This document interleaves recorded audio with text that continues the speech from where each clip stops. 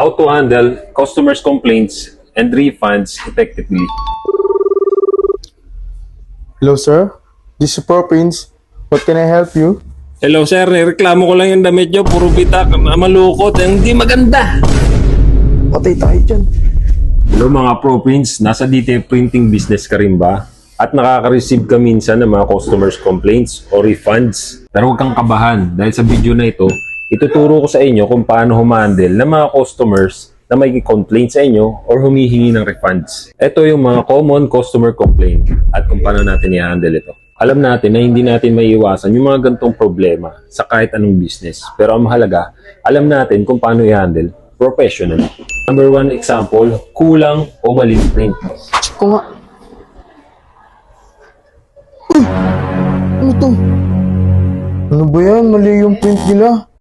Wala lang, tatawagin ko sila. Ito yung mga solution. Unang-una, double check mo muna kasi yung orders bago mo i-deliver. Kung mali talaga yung na-deliver mo sa customers mo, humingi ka agad ng paumanhin at i-replace mo ito ng walang dagdag na charge. At kung si customer naman ang nagkamali sa design file, ipaliwanag mo ito professionally at mag-alok ka ng discounts para sa reprint. Number 2 complaints, low quality print at isang laba pa lang nasira na. Check mo nga yung nilaban ko. Uy, ito yung agad. Uy! Bitak agad. Kahapon ko lang ito pinili ah. Magre-reklamo ako. May message ko sila.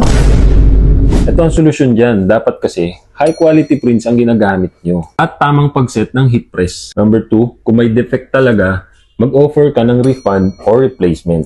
At kung napalitan mo na at sure kang quality na yung na-deliver mo, i-educate mo si customer sa tamang paglalaban ng damit. Number 3, complain, late deliveries. Ano ba yun? Tagal naman ang order ko. 1 linggo na to. Ay, Ito naman yung solusyon dyan. Magbigay ka lagi ng realistic timeline at maging honest ka. I-update mo lagi si customer kung may delay. At kung sobrang delay na talaga, mag-offer ka ng small freebies like stickers, discount vouchers, bilang goodwill gestures. Number 2, handling refunds professionally. Ang refund ay dapat may malinaw na policy para na fair naman kayo both sides. Dapat may standard guidelines kayo tulad ng refund lang kung may factory defect o maling deliver. Wala namang refund kung si customer yung may mali sa design o size selection. May specific time limit lang, 7 days bago mag-request ng refund si customers. So ano sir, yun po yung ano namin, yun po yung refund policy po namin. Okay sir, naiintindihan ko. Salamat.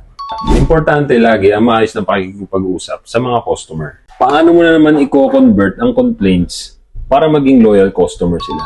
Dapat ang goal natin ay hindi lang ma-resolve yung complaints, kundi gawin nating suki si customers. Ito yung mga ways. Number 1, maging responsive at polite. Huwag patagalin ang pagsagot sa mga reklamo. Number 2, magbigay ka ng mga discounts or freebies para maging valuable yung mga customers mo.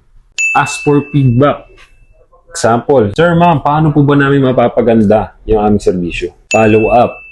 After ma-resolve yung problema, tanungin sila kung masaya na ba sila. This will build trust and loyalty. So, ganun lang mga ka-Pro Prince ang tamang pag-handle sa complaints at sa mga refunds. So, mga ka-Pro Prince, kung gusto nyo pa ng mga another tips or other strategies, like and follow, share lang yung mga video namin. Kung gusto mo yung mga gantong tips and strategies sa DTF printing service at kung may mga katanungan ka pa, call or text or message us on Facebook page. Dahil dito sa Pro Prints, kami ang sagot sa mga high quality printing mo at kasama mo kami sa pagbuo hanggang sa paglago ng negosyo mo.